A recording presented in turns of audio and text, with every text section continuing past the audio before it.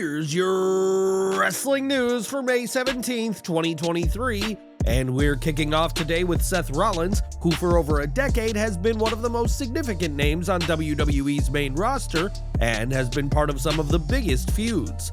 From the heist of the century at WrestleMania 31 to being the Beast Slayer 4 years later, Rollins is a hit on WWE TV, and now he's breaking into the world of Hollywood. This week, it was revealed that Rollins will be part of the upcoming Marvel film Captain America: New World Order, and no, the movie won't see him going up against the infamous WCW faction. Little is known about Rollins' character, though footage online showed Rollins in some sort of strange costume, which admittedly wouldn't look out of place on Rollins during an episode of Raw. Interestingly, Rollins' wife Becky Lynch filmed a post-credits scene for Marvel's Eternals, but it was nixed and dubbed too depressing, and now it's Seth's time to shine in the Marvel Cinematic Universe. News of Rollins in the MCU comes at an interesting time in the superstar's career, as Rollins will be competing for the World Heavyweight Championship later this month. From the moment Triple H announced the tournament, many considered Rollins the favorite to win the whole thing, but his new, non-WWE project could cost the architect dearly.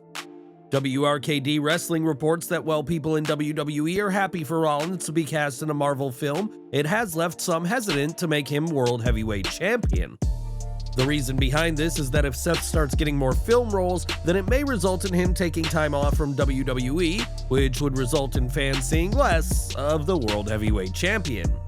Given that this title was created as a response to Roman Reigns' part-time schedule, it's not hard to see why WWE don't want to put the title on someone who could soon be taking weeks, if not months, off of TV.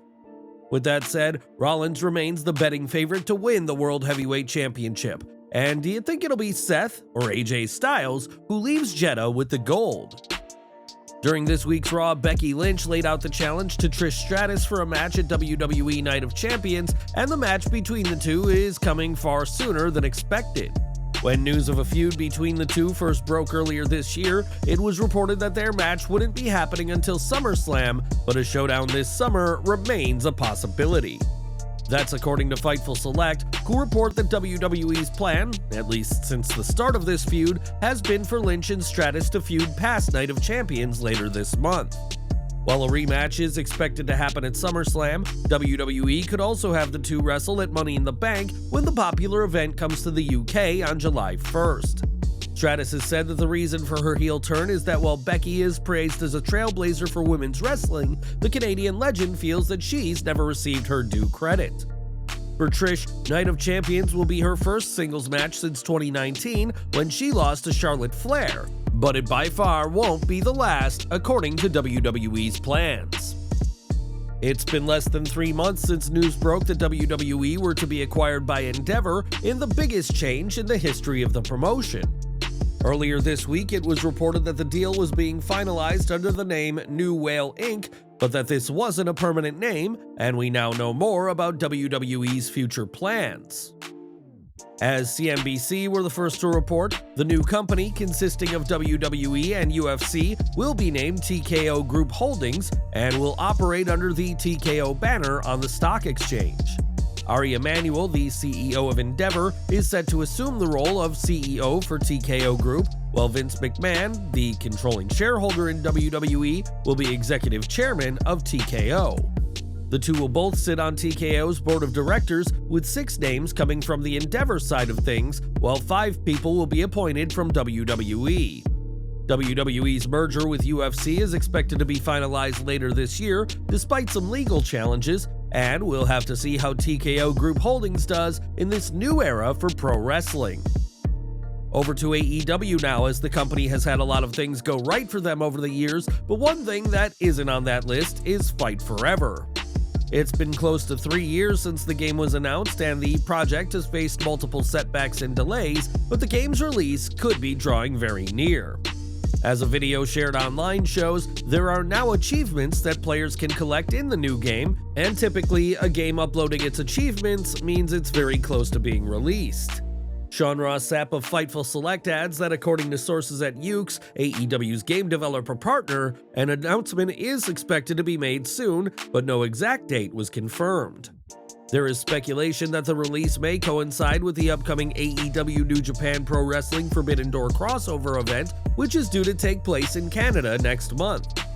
AEW's 10-figure investment into its gaming department, at least $10 million, has been a huge investment into the company, and we'll have to see whether this investment ever pays off. Throughout his career, Joey Janela has traveled countless miles as a professional wrestler, but now the former AEW star will have to find a new ride. This week, Janela arrived in Philadelphia riding in his 2008 Toyota Yaris, but the city of brotherly love didn't exactly give the bad boy a warm welcome. As Janela explained on Twitter, his car was towed, and when he tried to get the vehicle back, he learned that it would have cost him less to just get a new car. When Janela asked if he could get some personal items from the car, he was threatened by the tow company, which resulted in the wrestler getting the police involved. After being told that a police escort would accompany Janela, the wrestler told this to the towing company, who told him to leave Philadelphia or it would end very badly. Janela may be the bad boy of wrestling, but that doesn't mean he deserved to be treated this way, and we hope that he and his belongings were reunited in Philadelphia.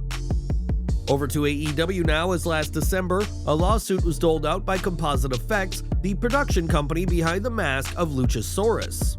The argument is that AEW is using copyrighted material on merchandise, including t-shirts and figures, without giving the designer fair payment, and now there has been an update in this case. In March, AEW moved forward to dismiss 5 of the 6 counts raised by Composite Effects, but in a ruling this week, the judge ruled against AEW's motion to dismiss. The judge's dismissal statement highlights the visual similarity between the copyrighted Viper silicone mask by Composite Effects and the modified version used by AEW. The key issue in this case is whether the mask Composite Effects creates and the modified mask seen on AEW TV are similar enough to warrant a breach of copyright, which could cost AEW in the long run.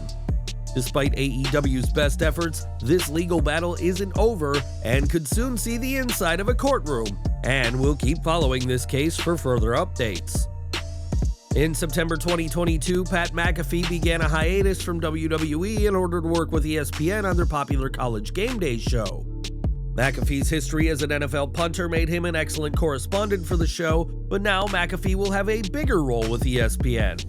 As confirmed this week, Pat has signed a deal that would take his Pat McAfee show from FanDuel to ESPN, but it's unclear how much this deal is worth. Pat's deal with FanDuel saw him earn $30 million a year for the 4-year contract, and CNBC reports that the WWE commentator is on another 8-digit per year deal with ESPN. As for McAfee's future with WWE, this deal will hardly help the promotion's chances of winning Pat back, despite his hiatus being described as temporary when it began last year. In his absence, Wade Barrett has been filling SmackDown's color commentary position behind the announce table, and expect that to continue as Pat continues to make waves away from WWE. And we're ending today with Eric Young, as it was reported in December of last year that he has been re-signed by WWE, but fans haven't seen him on TV. Given the near 6 months since he was re-signed, fans have grown skeptical about his future with the promotion, but we now know exactly what the former Sanity leader is doing. According to a proven backstage source who goes by the name BWE, Young is working backstage and is learning the crafts behind the scenes. It's unclear as to what crafts exactly Young is learning, but it's entirely possible that he could be taking up a producer role, as so many wrestlers have done in the past. When Young returned to WWE, some fans speculated that he'd form some kind of alliance with Bray Wyatt, while others suggested a Sanity revival with Nikki Cross and new members of the faction. Whatever the plans are, it doesn't appear that they involve Young being on TV for the time being, and his decades in the business will make him a versatile player behind